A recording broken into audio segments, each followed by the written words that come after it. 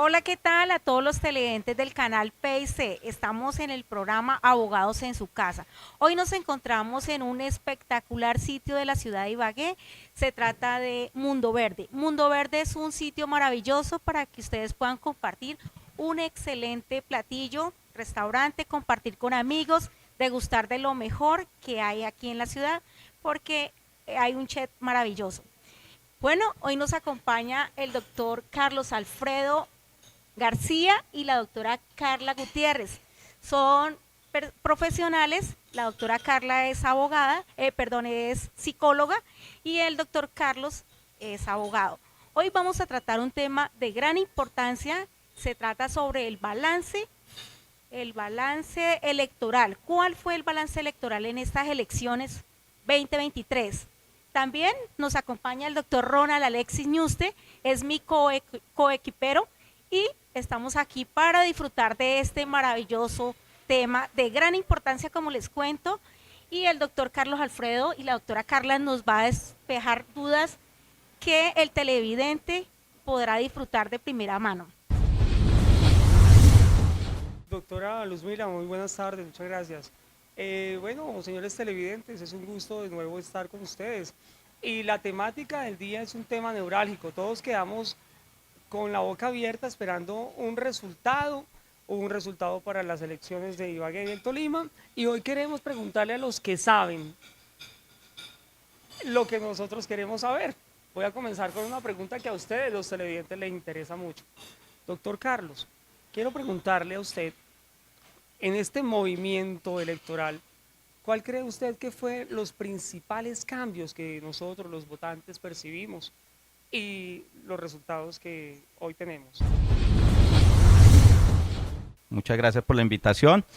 Bueno, desde el punto de vista jurídico, por supuesto, porque pues ya el punto de vista político es otra cosa y cada quien tiene su concepto y su apreciación frente a las elecciones, pero importante algo, que yo creo que muchas personas de pronto no le han hecho el debido análisis, y es que para estas elecciones se presentaron muchos más fallos en los procesos electorales. Entonces, si ustedes se dan cuenta, por ejemplo, en el Tolima, dos candidatos a la gobernación fueron revocados. Aparecieron en el tarjetón, pero realmente ellos no fueron candidatos a la gobernación. De igual forma, se presentan casos de concejales, candidatos a alcaldía, que fueron también revocados. Y muchas personas no tienen claro a qué se debe eso. Entonces hay algo importante, y es que autoridades como por ejemplo el Consejo Nacional Electoral ha venido desconcentrando sus funciones, y desde periodos pasados, por ejemplo, desde el 2019 comenzaron con los tribunales, y esos tribunales generan una cercanía con el ciudadano, permiten de que los ciudadanos, los candidatos, las personas que están interesadas y que se encuentran inmersas en estas contiendas políticas puedan presentar sus denuncias.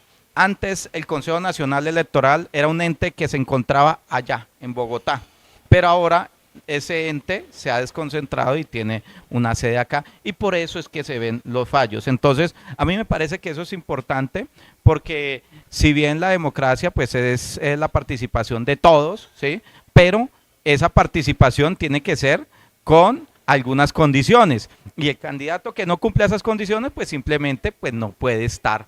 ¿Por qué? Porque es necesario de que se cumpla la Constitución y la ley. Entonces, para mí esto es importante, que lo estamos viendo en este momento.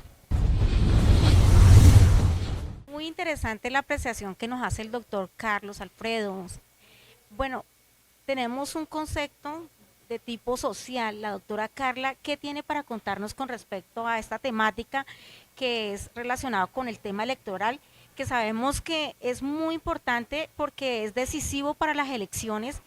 Y también quería preguntarle qué protagonismo hubo de parte de los jóvenes tolimenses, si salieron a votar o si hubo esa sinergia que ellos son decisivos para este tema electoral.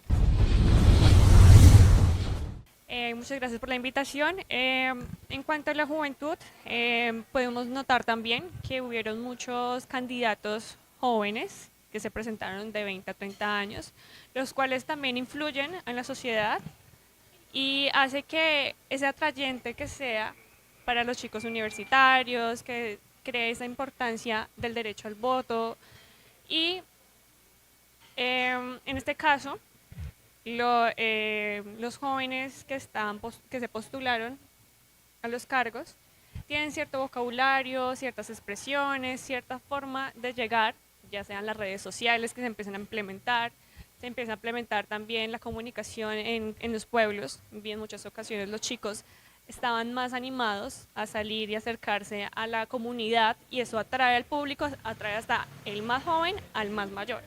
Entonces en ese caso la juventud hoy en día está más influenciada a participar en estos temas políticos. Doctor Carlos, quiero hacerle una pregunta de gran importancia. ¿Usted considera que el televidente allá en sus casas, para que nos sintonicen, nos pueden sintonizar a través del 313-826-5104, Abogados en su Casa? Quiero preguntarle que tuvo la oportunidad de conocer los diferentes partidos electorales. ¿Qué consideras en cuestión de la democracia? Si fue participativa, se involucraron adultos, jóvenes, si salieron a votar, ¿cómo fue ese balance electoral? Bueno, el balance que podemos evidenciar nosotros, que es posiblemente distinto a lo que muchos opinan. En esta ocasión teníamos alrededor de 37 personerías jurídicas que eran partidos políticos que podían avalar candidatos a consejos y alcaldías, gobernación y asambleas, a corporaciones y obviamente a cargos uninominales. Pero a diferencia de lo que muchos pensábamos que iba a existir una participación de candidatos al consejo, por ejemplo en la ciudad de Ibagué, superior a la de hace 4 años, fue inferior. Hace 4 años hubo 376 candidatos y en esta hubo 298, creo que fue la cantidad de candidatos, o sea, casi 100 candidatos menos. Entonces, no es que la gente no quiera participar, ¿sí? Lo que pasa es que la gente también se ha concientizado de la forma de participar y no solamente es postularse por postularse, y entonces creo que eso también fue algo en lo que reflexionó los partidos políticos. Antes los partidos políticos decían, no, saquemos la lista y ahí tratamos de salir. Y eso pasó hace 4 años. Una cantidad de listas al consejo con personas que se incluían en una lista simplemente porque había que completar el cupo de los 19 candidatos. En esta no, en esta se hizo un análisis y como la ley lo permite, se generó la coalición de partidos y eso permitió de que los partidos hicieran alianzas y en esas alianzas generar la posibilidad de tener realmente un escaño y no simplemente participar por participar. Entonces a mí me parece que eso es importante y relevante. ¿Considera usted que para las futuras elecciones, las venideras 4 años más tarde, tendremos esos mismos rostros de estas elecciones pasadas, o sea, rostros nuevos, jóvenes, ímpetu de cambio, o según los resultados obtenidos vamos a volver a lo de siempre? Yo soy de los que pienso que lastimosamente, ¿sí? Ibagué para estas elecciones, en lugar de tener un ascenso en el tema democrático y en el tema de conciencia política, posiblemente quedamos en 2 casas políticas.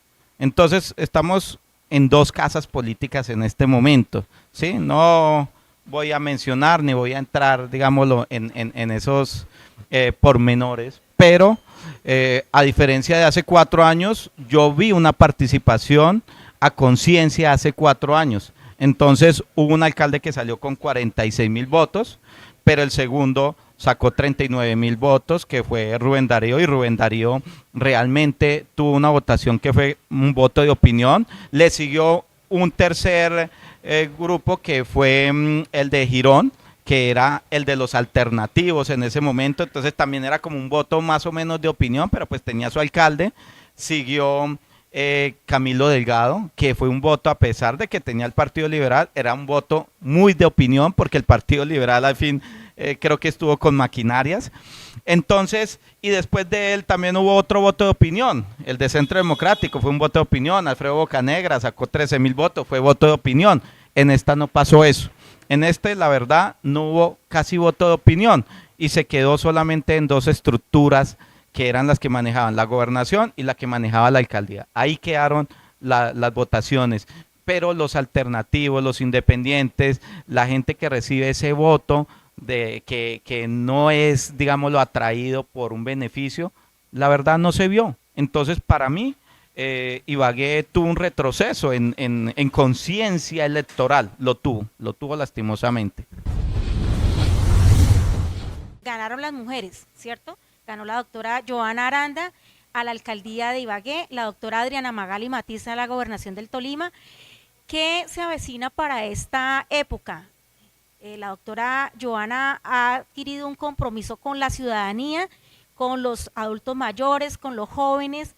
Es una persona apasionada por todos los temas sociales de la comunidad. Eso es importante.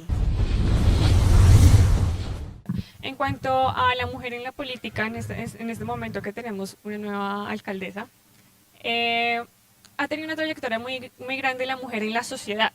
Y eso es el camino el que ha sido en el área profesional, ha sido pasos agigantados que ha dado en esos últimos años.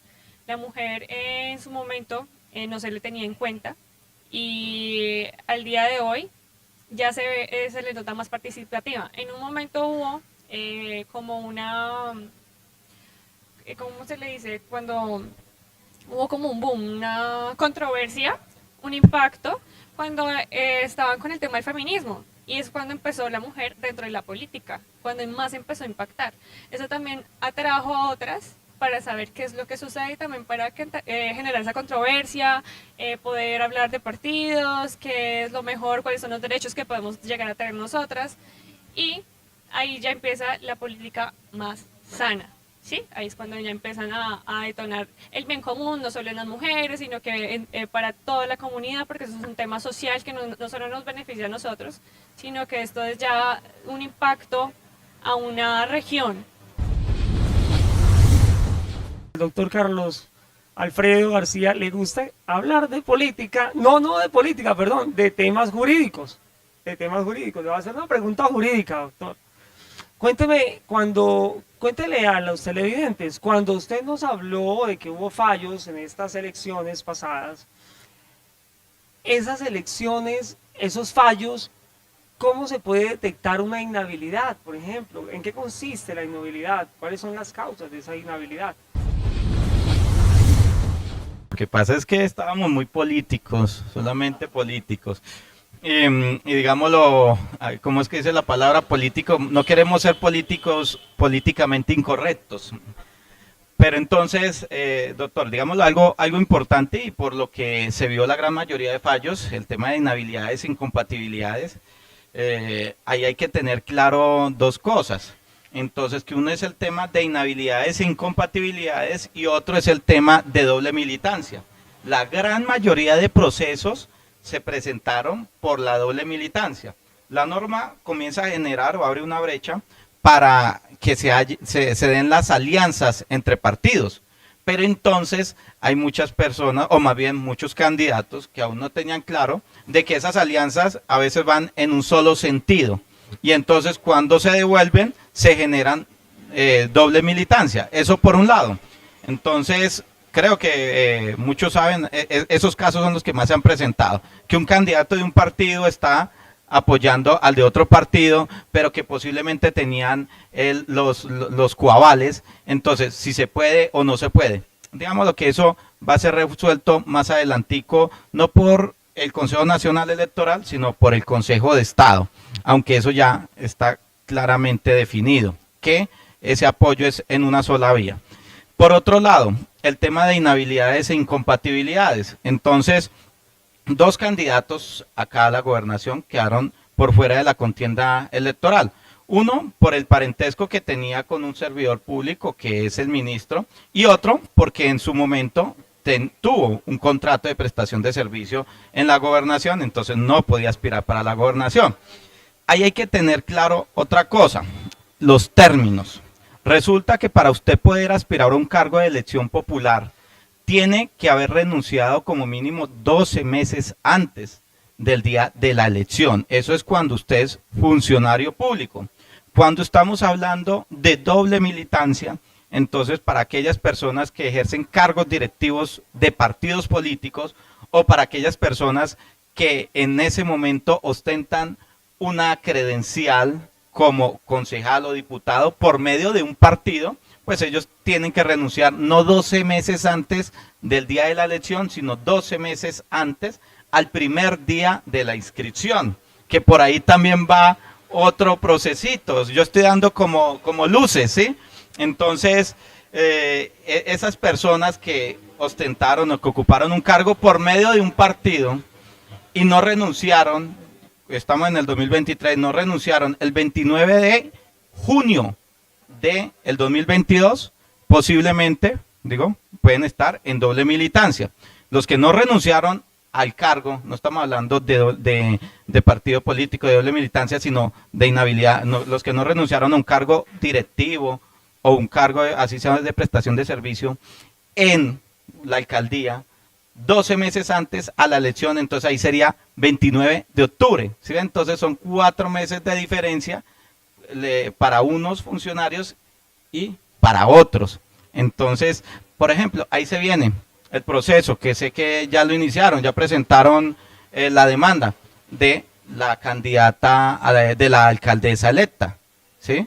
Entonces ahí nos encontramos porque dicen, ella fue designada alcaldesa y en junio del año pasado era alcaldesa encargada, designada, no encargada, por un partido político. Ella salió de una terna del Partido Conservador. Entonces ahí se va a estudiar si tiene o no tiene doble militancia. Que haya renunciado o no haya renunciado, eso no tiene ningún problema frente a las otras denuncias que han hablado. Pero esa es la que va a estudiar el Consejo de Estado. Por otro lado, la gobernadora, ella le están iniciando un proceso y ya están presentando las demandas por doble militancia. Pero era lo que yo les había mencionado hace un momento, el tema de que ella tenía el aval del Partido Conservador, el Partido Cambio Radical, ADA y como 10 avales.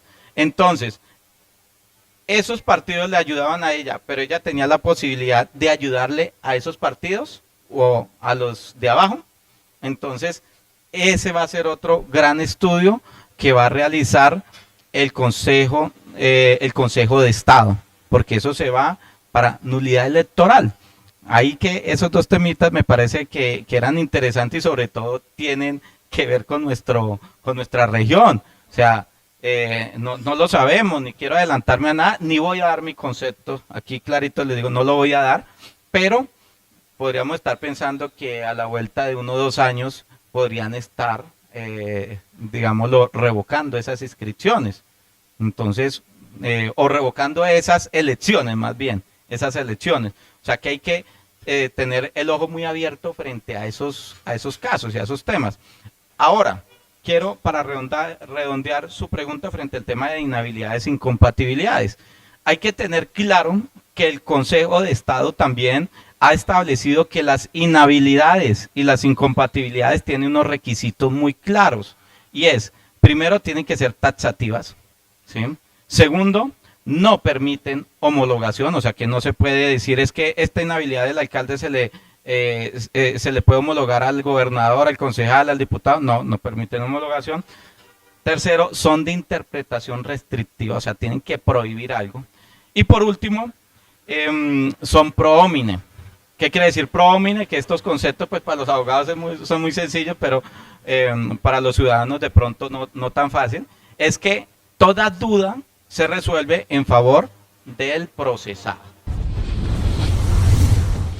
También es importante, quiero hacerle una pregunta relacionada con la registraduría del Estado Civil. ¿Qué protagonismo desempeñó en estas elecciones? ¿Hubo transparencia? ¿Habían algunas controversias que no, el reconteo de votos. ¿Qué tiene para comentarnos sobre esto, doctor Carlos Alfredo? Donde entra un político hay controversia, siempre pasa eso, ¿sí? Los que ganan, pues obviamente van a decir que todo está muy bien, y los que pierden van a decir que todo está muy mal, con excepción del candidato, del alcalde electo de un municipio por allá que pidió el reconteo porque esperaba que tenía más y en el reconteo le perdió, sí, eso fue el único caso. Pero lo normal es eso. Yo que he trabajado en la registraduría, llevo ya varios años, bueno, desde hace 4 años casi, vinculado al sector público en el sector registraduría y Consejo Nacional Electoral. Soy de los que digo que realmente si hay algún fraude, esos fraudes la gran mayoría se presentan es afuera, o sea, que compraron el voto, que el señor vendió el voto. Entonces, para mí es muy difícil hacer el fraude. No quiero decir de que no vaya a pasar, porque puede suceder que hayan registradores, jurados, testigos que sean corruptos, ¿sí? Pero el sistema está conformado ¿para qué? Para que en una mesa hayan 5 o 6 personas que son los jurados. Esos jurados son personas, unos son profesores, otros son de entidades públicas, otros los postulan los partidos y movimientos políticos. Entonces, es una casualidad que todos los 6 jurados sean de la misma corriente y que estén dispuestos a hacer el daño, ¿sí? Eso por un lado. Segundo, ahora, en este momento, la información casi que se está proyectando en tiempo real. Entonces, los E14 se van publicando y automáticamente usted tiene sus testigos, puede hacer la denuncia. Entonces, si se generan los fraudes, es también porque esos candidatos se preparan para hacer política, pero no se preparan para el proceso electoral, porque la registraduría y la ley les autoriza postular sus testigos, le permite postular sus jurados. Lo que pasa es que si no ejercemos bien ese derecho que tenemos, pues obviamente al otro lado hay una persona que está invirtiendo dinero y que quiere ganar a como de lugar. Entonces, por eso mismo es que se permite esa participación. Si hay por ejemplo, Joana Aranda, que tenía como 5 partidos, 6 partidos, ella por cada partido tenía la posibilidad de inscribir un testigo electoral. O sea, habían 5 en cada mesa de ella. Y lo mismo de los otros partidos y movimientos políticos. Así que, pues, si digámoslo, se generan esos fraudes que son difíciles de hacer, también es porque los mismos candidatos lo permiten. Entonces, ahí hay que hacer el llamado es para que los candidatos, antes de postularse, también estén pensando en el proceso electoral, no simplemente en ir a echar el discurso, sino adicional a eso, capacitar a su personal que va a ser testigo, jurado electoral, que va a ser del comité escrutador. El testigo escrutador es súper importante, pero ganan y se van a celebrar y dejan eso votado, pues entonces uno no sabe qué puedan pasar.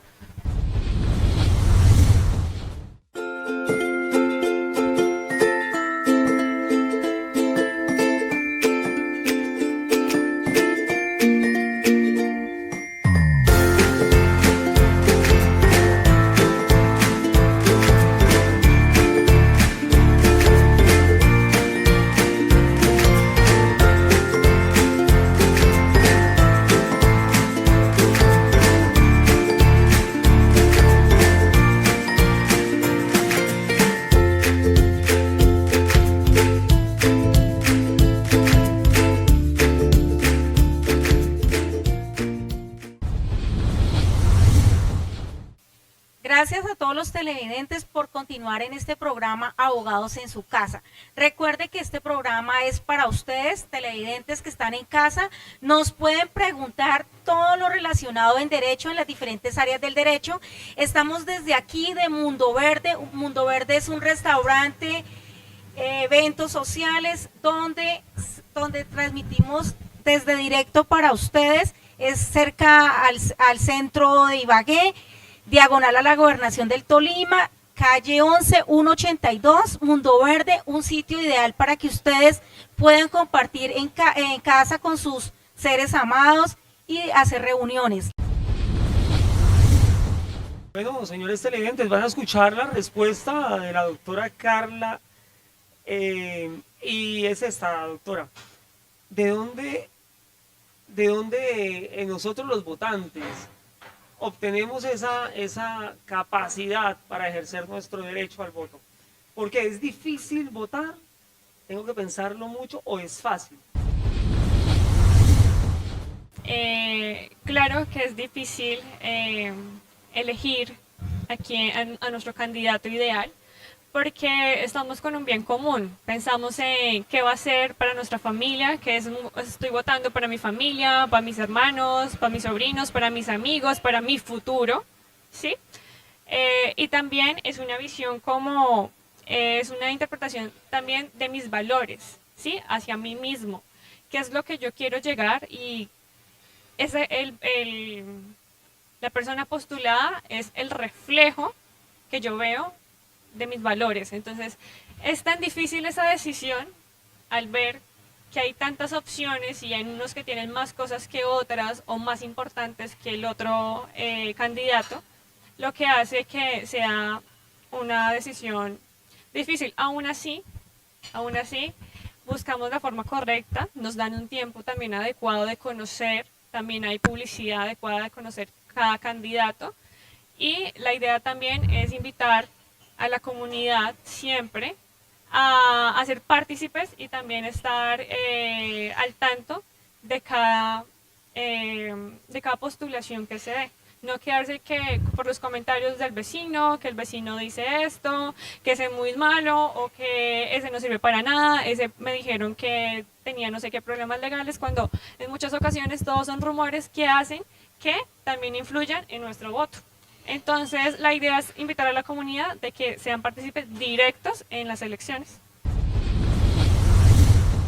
Sin lugar a duda, es importante prepararse para las elecciones. Hay un tiempo prudente para que los ciudadanos, ustedes televidentes, se investiguen a quién vamos a elegir. Es importante participar de estos escenarios que son importantes, porque recuerde que estamos eligiendo quién nos va a representar, cómo vamos a ser representados, cómo vamos a estar ahí, porque no es solamente, digamos, que la persona elija porque le brindan algo material, no. Recuerden que son derechos importantes para la comunidad, para que nosotros podamos elegir bien y ser bien representados, porque al final nos beneficiamos todos en la comunidad.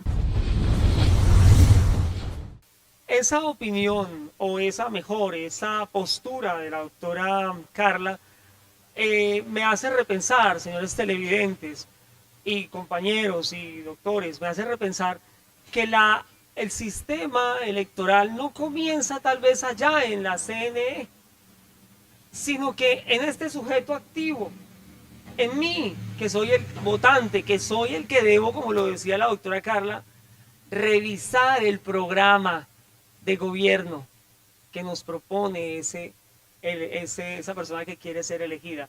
Entonces sí que es importante, de verdad, una participación de valor. ¿Qué recomendaciones tienen para ustedes los televidentes que están en casa en este programa, que nos sintonizan Abogados en su Casa? ¿Qué recomendaciones tiene para la ciudadanía tolimense y ibaguereña para que se preparen en el tema electoral y que elijan adecuadamente?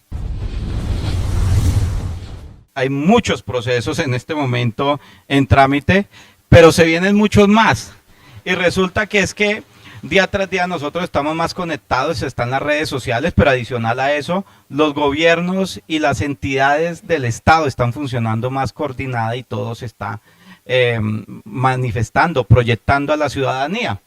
La ley de transparencia y acceso a la información ha obligado a que todas las entidades públicas tengan que publicar su información. Pero adicional a eso, hay dos cosas importantísimas que posiblemente los candidatos no han tenido en cuenta y que ahora que están electos, pues los ciudadanos sí la van a tener en cuenta, o su rival sí la va a tener en cuenta. Y es el tema de la publicidad y es el tema de los gastos de campaña, de los topes. Resulta que cada candidato a corporación o cargo uninominal tiene un máximo de gastos y asimismo tenía un máximo de publicidad.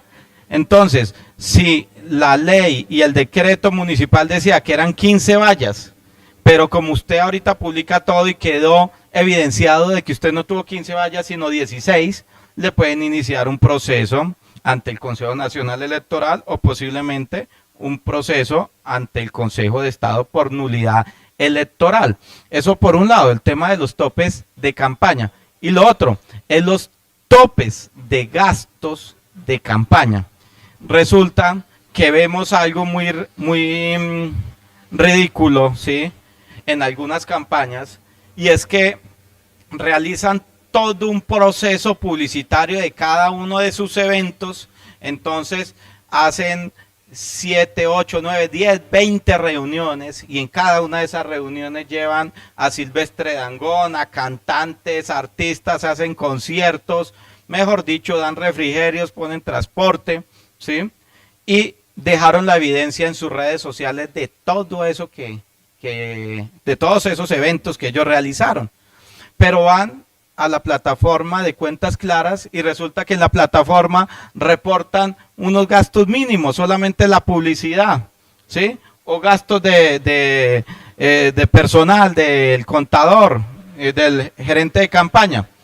Pues resulta que ahorita es muy fácil hacer ese seguimiento. Pues usted se va a las redes sociales, revisa, y resulta que a partir del 2009, con el acto legislativo 01 del 2009, se establece que violar los topes de campaña genera pérdida de investidura, que es la muerte política, ¿sí? Pérdida de investidura, o pérdida del cargo a través de la revocatoria electoral. Así que a los candidatos todavía tienen tiempito de organizar, o los candidatos, más bien los electos, aún tienen un tiempito para que organicen y dejen todas sus cuentas claras, así como se llama la plataforma, Cuentas Claras. Dejen todas sus cuentas claras y no vayan a tener ese dolor de cabeza, porque si usted aparece en la tarima echándose el discurso con Silvestre Dangond, y Silvestre Dangond cobra normalmente 300 millones de pesos por ir a una reunión, así sea donado, ojo, así sea una donación, usted tiene que reportar esos gastos, así sean donaciones. Así que por favor, para los candidatos electos sobre todo, tengan muy claro esto, ¿sí? Y los que son concejales, diputados, es toda pérdida de investidura, nunca más podrían volverse a postular a un cargo. Gracias al doctor Carlos Alfredo por darnos esta valiosa información, y a todos los televidentes del canal PIC en su programa Abogados en su Casa. No duden en consultarnos todas las inquietudes que ustedes tienen. Estaremos dichosos y gustosos de responderles de la manera más acertada. Recuerde que nosotros formamos un grupo de abogados representados por el Colegio de Abogados del Tolimense, donde traeremos abogados de gran importancia para que ustedes despejen las dudas. Entonces escríbanos, Abogados en su Casa, a través también del canal de televisión PIC, el canal donde usted sí se ve, y allí nos pueden formular las preguntas. Recuerden, Abogados en su Casa. También pueden escribirnos al 313-826-5106, 313-826-5104. Allá nos pueden formular preguntas a través del WhatsApp o también en nuestras redes sociales. Y gracias a nuestro